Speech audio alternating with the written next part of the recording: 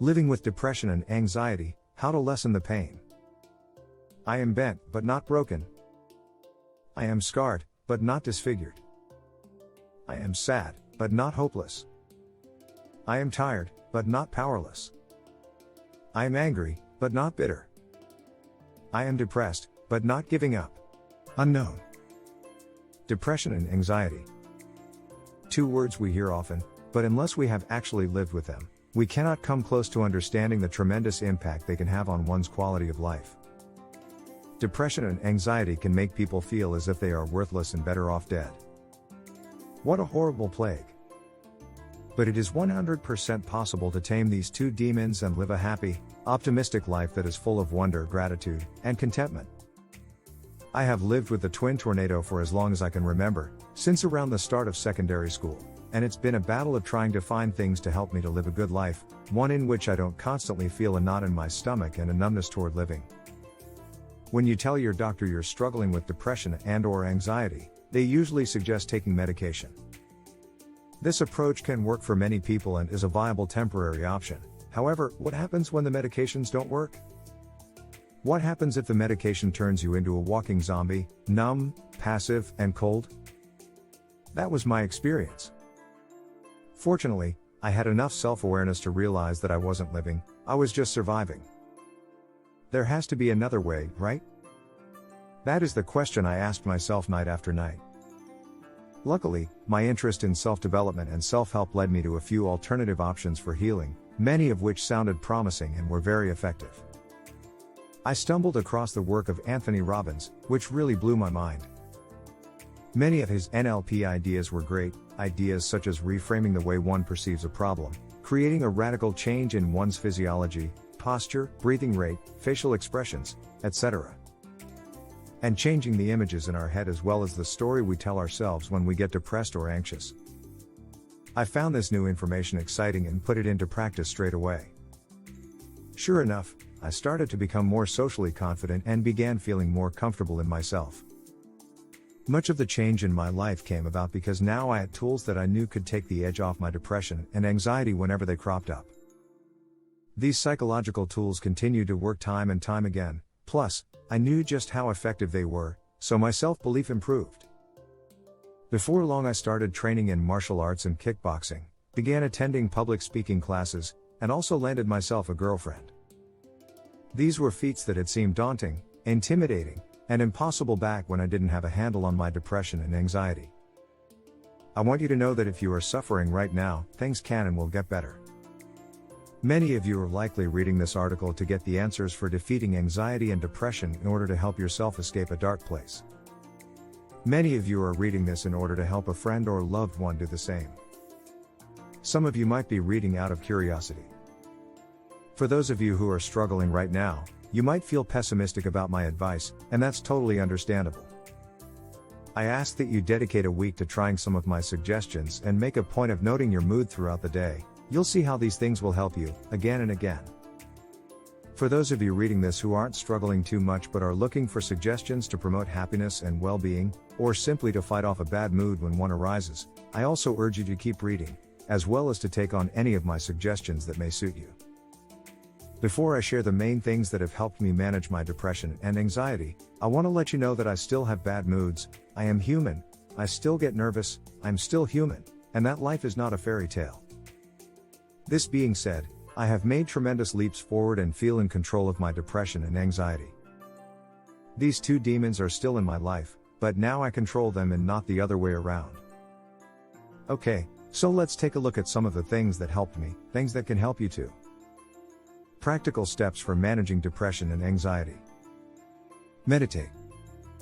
This is easily the most overlooked and simple practice that can make a world of difference in improving the quality of your life. It is so frustrating to see people who know all of the vast benefits meditation has to offer and yet do not meditate. Due to the fact that it seems too simple to be truly helpful, many people never start a practice. Ran over. I lovingly suggest you make it a daily habit, as it can help you train your brain to respond differently to negative thoughts and stressful situations. There are many different forms of meditation, including walking meditation, so having no time cannot be an excuse. I suggest you experiment and find one that suits you. If you're suffering with depression and/or anxiety, I recommend loving kindness meditation. Google it, you'll find lots of articles explaining how it's done. Start with a short practice to ensure that you build the habit of practicing daily. If you can only manage 3 minutes a day, then perform 3 minutes of meditation per day. If you feel as if you can do more, then go right ahead. The goal is to eventually practice 20 minutes a day. Ask better quality questions. Thinking is nothing more than the process of asking and answering questions in our heads. We need to develop the habit of asking ourselves more empowering questions whenever we fall into a downward spiral. If we ask a question such as, "Why do I always fail?" Or, if we make statements to ourselves like, "Life is pointless," we can't be surprised that we feel bad. Imagine somebody following you around all day pointing out the negatives in you and in life. Your self-talk can have the same damaging impact on you and your emotions. Whenever I felt as if the cycle of depression was coming on strong, I would take the time to answer the following questions in as logical a manner as possible. Why logical?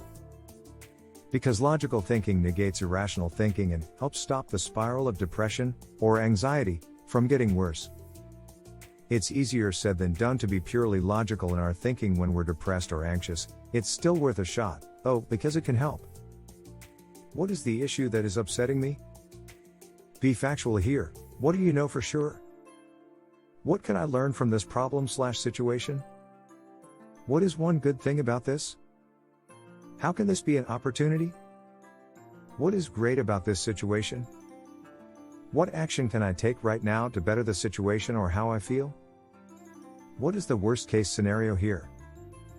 How can I handle this should it become a reality? What am I grateful for in my life right now? What am I excited about or looking forward to right now? Who do I love and who loves me? These questions can get us to acknowledge all of the good in our lives and helps us to get away from a downward negative spiral of emotions when we encounter situations that might otherwise trigger depression and anxiety. Practice acceptance. Many people have different ideas of how we can truly accept the obstacles and struggles that life throws us. They all involve non-resistance to the present moment, how things are in your life right now. I practice acceptance by stepping into the body, becoming present, and identifying how depression and anxiety feel. This does not mean how we think our depression and anxiety feel, but how it actually feels. Is it a tension, a tingling, a pulsing? It usually feels like a knot in my stomach.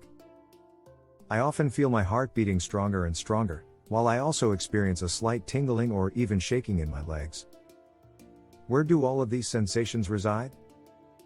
Are they in your chest, stomach, or throat? How about all three? I have found that depression usually occurs in the mind first. Our thinking is what gets us depressed. Accepting how your body feels in the moment takes your attention out of your head, giving you a much-needed break from the relentless thoughts that depression and anxiety bring forth. Try not to get roped back into wrestling with your thoughts.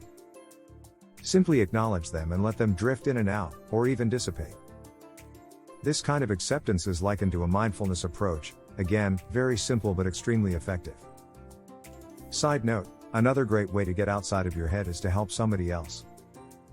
Spend some time helping somebody feel better, sleep better, live better, and notice how this makes you feel. Tell people how you feel. Sometimes it can feel as if those around us, whether family, friends, or colleagues, don't truly understand how we feel. You might think people can sympathize but cannot empathize, but more people struggle with anxiety and depression than you may realize. When we tell people how we truly feel, it's as if a weight has been lifted off of our shoulders, and also, we are more likely to receive their support and understanding, which makes our lives a little bit easier. I understand how difficult it can be to let people know that you suffer with depression and anxiety, especially since we have been taught to soldier on and put on a happy front to the outside world. But believe me, there is nothing embarrassing about admitting that we struggle. In fact, quite the opposite is true. It's admirable because it takes a huge amount of courage to do so. Try telling somebody close to you how you feel and ask for their support and understanding. If you are really struggling and even battling suicidal thoughts, then this is an even more important action step for you. I know it is extremely difficult, but I promise you will not regret it. Give yourself time to be happy each day. This may seem too simple and perhaps even patronizing, but stay with me while I explain what I mean. Actually, I mean two things. First of all, we must be kind to ourselves and allow time for relaxation and enjoyment. Seems obvious, but many people, including myself, find ourselves feeling guilty or lost in thought during times in which we ought to be relaxing and having fun. Take an hour each day to do something you truly enjoy, something that makes you lose track of time and feel joyful and vibrant. One element of depression is a lack of enjoyment in activities, so you may need to think hard about what you can do each day that will bring a smile to your face, but I'm certain there is something.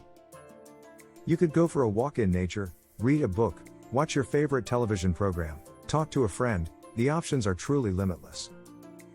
Now, if you struggle with both depression and anxiety, like myself, you may find that many activities you truly enjoy involve being alone.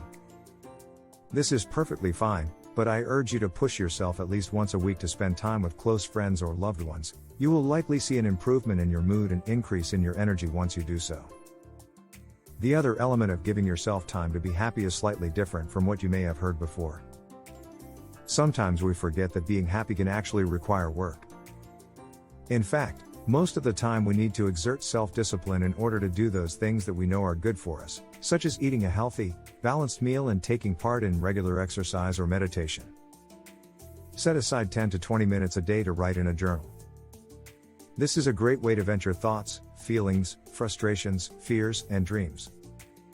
A journal can give you more clarity and objectivity so you get out of your own head and escape your sometimes malicious thoughts. I personally like to journal for 5 to 10 minutes each morning and then again every evening. I noticed a world of difference to my mood once I became consistent, especially with regards to my anxiety. If you don't know what to write or how to structure your journaling sessions, then start with the basics: how you feel, what you have been doing, anything on your mind, anything you are worrying about, etc. Try and write at least one thing each session that you are grateful for or looking forward to, as this will likely lift your mood. Remember that this will be your journal. You are free to do with it what you will. Give it a go yourself and see how you get on. A quick word before I leave you: you might not experience any benefits immediately after you begin implementing these practices, so it's important to be patient and to keep moving forward. As I already mentioned, applying some of what you may have learned here will require discipline, but I know that you can do it. Also, remember to be kind to yourself. Don't beat yourself up for feeling down or anxious or uncomfortable.